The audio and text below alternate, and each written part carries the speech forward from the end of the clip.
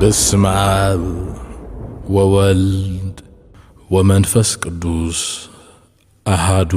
አምላክ። አደረ ላዕሌሃ ቃል ሥጋ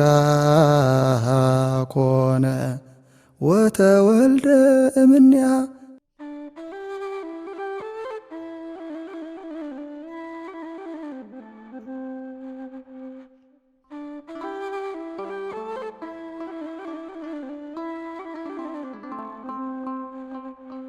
ሰላምና እግዚአብሔር ምስኩላትና ይኹን ዝኸበርኩም ተኸታተልቲ መደብ ልሳን ተዋህዶ ቤተክርስቲያን ኤርትራ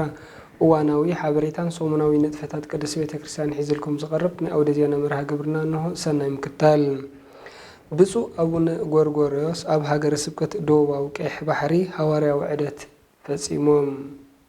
ካብ ዕለት 8 ክሳብ 19 ሕዳር 2018 ዓ.ም ገዝ 17 ክሳብ 28 ሕዳር 2025 ፈረንጂ ብፁዕ ኣቡነ ጎርጎርዮስ ጳጳስ ሃገረ ስብከት ሰሜናውን ደቡባውን ቀይሕ ባሕሪ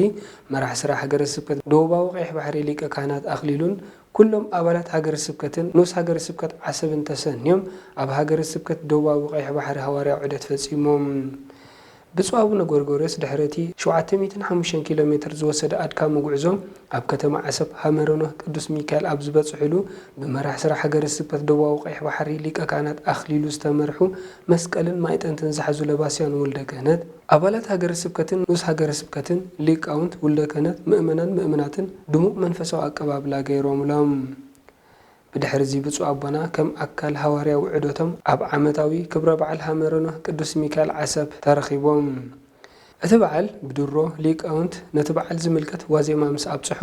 ለይቲ ደወል ቤተ ክርስቲያን ተደዊሉ ሊቃውንትን ወልደ ክህነትን ኣብ ቤተ ክርስቲያን ተጋቢኦም ንክብሪ እግዚኣብሔርን ተረዳእነት ቅዱስ ሚካኤልን ብዝገልፁ ስብሃታት ቆይሞም ሓዲሮም።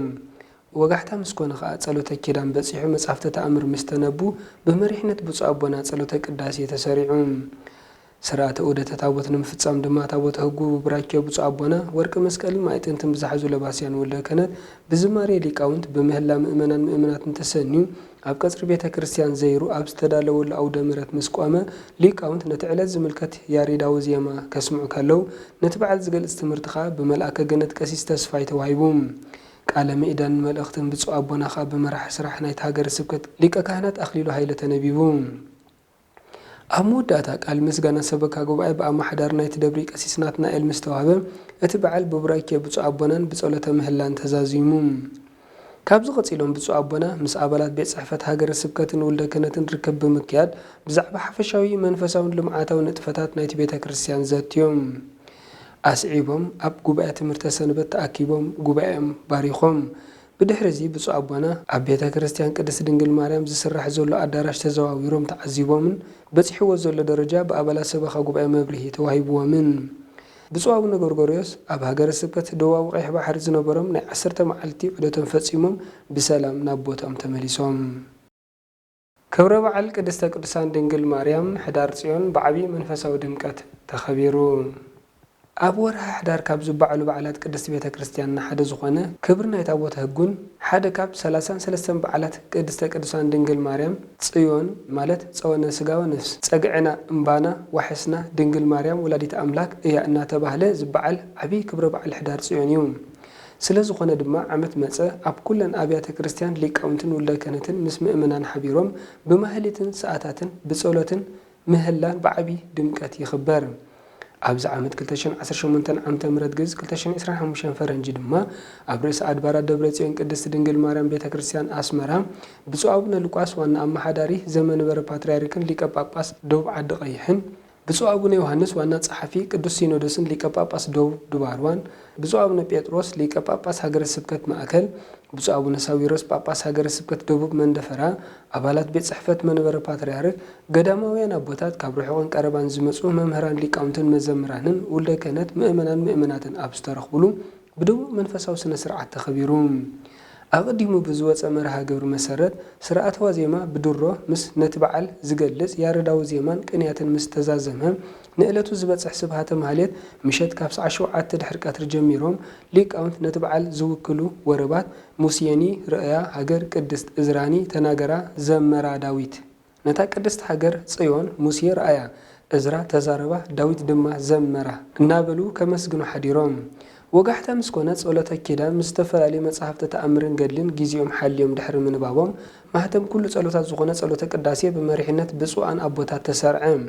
ስርዓተ ዑደት ታቦት ንምፍጻም ታቦተ ሕጉ ብውራኬ ብፁዓን አቦታት ብሸብሸቦ ሊቃውንትን መዘምራንን በመዝሙር ተማሃሮ ትምህርተ ሰንበት በምህላን እልልታን አእላፍ ምእመናትን ተዓጂቡ ካብ ቀጽሪ ወጻኢ ዑደት ድሕሪ ምግባር ኣብ ዝተዳለወል አውደ ምህረት ቆመ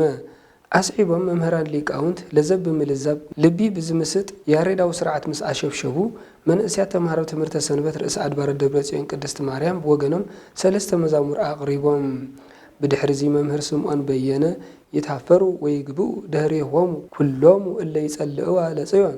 نصيون زسألوا كلاتهم يحفروا تسعيرهم ندحريت يملسوا مزمور مبال 228 فقد حمش زبل أرستي سفيح تمهر تمهيرهم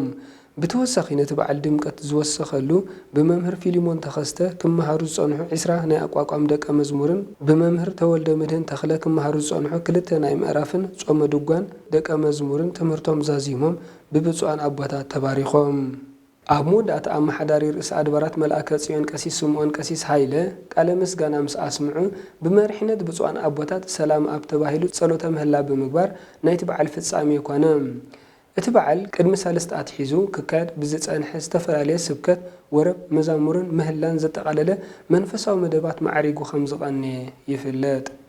بزي كازي اب عدغدا هاجر سبكت دبوب دباروان كبابيان مرح سرا هاجر سبكت دباروا تسفاي مكونن ماهيتوته بيت كريستيان ليقاونت ابوታት ካህናት ዲያቆናት መዘምራን ትምህርተ ሰንበትን ምእመናትን አብስተረخبሉ بدم أجابب تخبيرون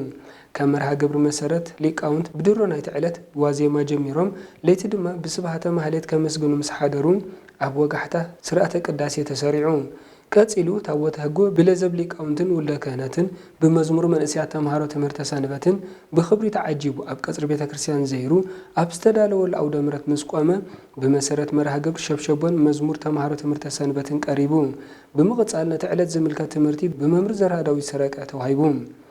أب تعلت بني أقوام تمرتي كقصلو صنحو حدا منكوس زركوم شوعات دك مزمور تمهرتهم زازيموم تباريخهم أب موداتا اتكبر بعل بصولته مهلا تزازيمو